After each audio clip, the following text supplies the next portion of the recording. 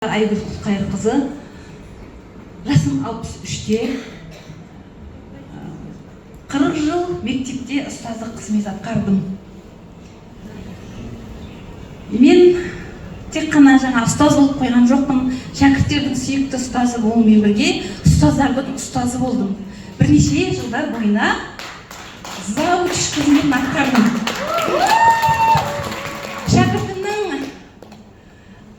Республикалық олимпиададан жүлделі орын алған үшін халық артушысының үздігі деген атақты алдым. Қазақстан Республикасы Білім Министрлігінің құрмет грамотасын алдым. Одан да басқа менде бір бет ақ қағаздың бірнешеуі болды. Өзімнің жүрек қалауымен жасаған еңбегімді мен адал атқардым деп есептеймін. Осы ортада шәкірттерім бар.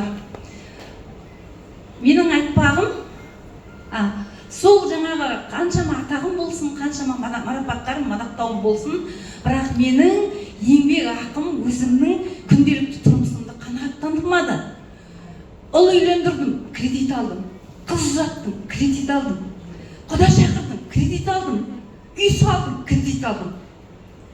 Сол кредиттерді төлеймін деп жүрген кезде жасым 60-қа келіп, зейнеткерлік жасқа келгенімді білмей қалдым.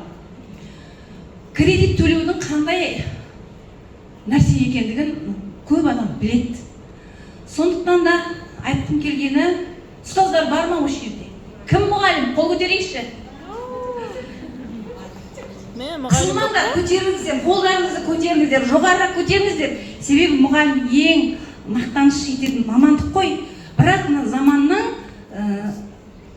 жағдайына байланысты кредиттің несіне кіруге мәжбүр болдық қой.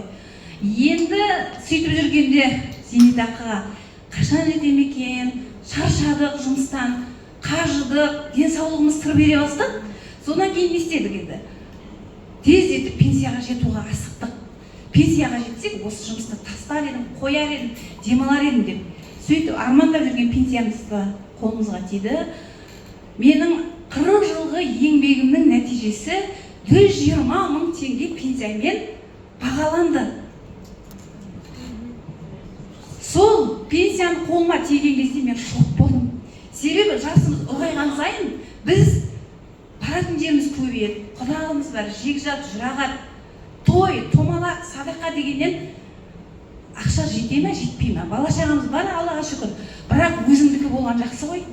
Мені осындай судан шыққан балықтай тыпырлап қалған кезімде осы жағдайдан құтқарған мені сетевой әлемі. Мен қаралға дейін басқа компанияда жұмыс жасадым, керемет компанияда болдым. Бірақ ол компанияда мен табыс тапқаныммен менің командам табыс таба алмады. Ол да мені қинады.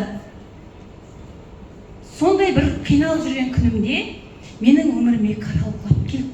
Ол Корал Клабты әкелген менің өміріме Эленора Исламқызы.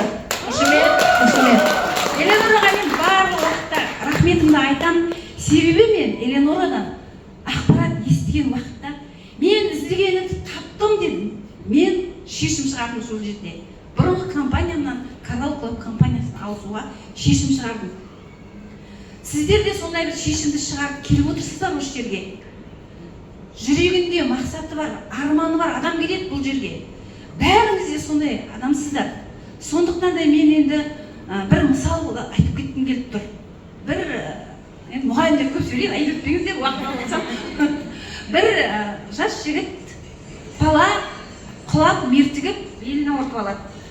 Содан жаңағы ең ақырында төсекке таңылып бала жүре алмай жатып қалған жігіт ер жетіп бір күні әкесі шешесі қонаққа кетіп қалғанда үйдің есігін біреу қағады.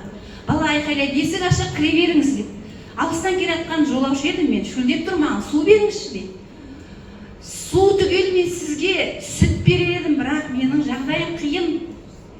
Не болды деп ішке кірген адам өзінің қария екен, ақсақал екен. Баланың жігіттің қасына келіп не болды дегенде жігіт өзінің барлық жағдайын айтып береді. Сол кезде қария қазір деп далаға шығып кетеді де, даладан бір таяқты ұстап келіп, жігітке ұстатады, мынау сиқырлы таяқ, осы таяққа сүйенсең сен жүріп кетесің дейді. Сенер сенбесін білмеген жігіт ойланып отырады да тәуекел етіп таяқты ұстап орнынан тұрған мезгілде өзінің қалай жүріп кеткенін байқамай қалады.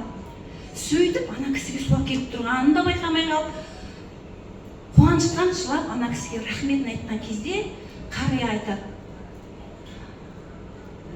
сен мына таяқтың ешқандай сиқыры жоқ дейді.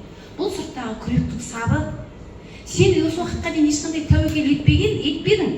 Сиқырлы таяқ деген сөз сенің миыңа жетіп, сенің ойыңды қозғап, сен тәуекел етіп, міне осы таяққа сүйеніп, өзіңнің жаңағы арманыңды жүзеге асырдың дейді. Бұл мысалды мен не үшін айтып отырмын?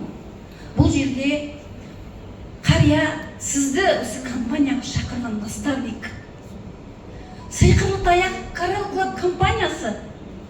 Coral Club компаниясы сіздің арманыңызға жеткізетін, сіздің ойлаған мақсатыңызға жеткізетін компания.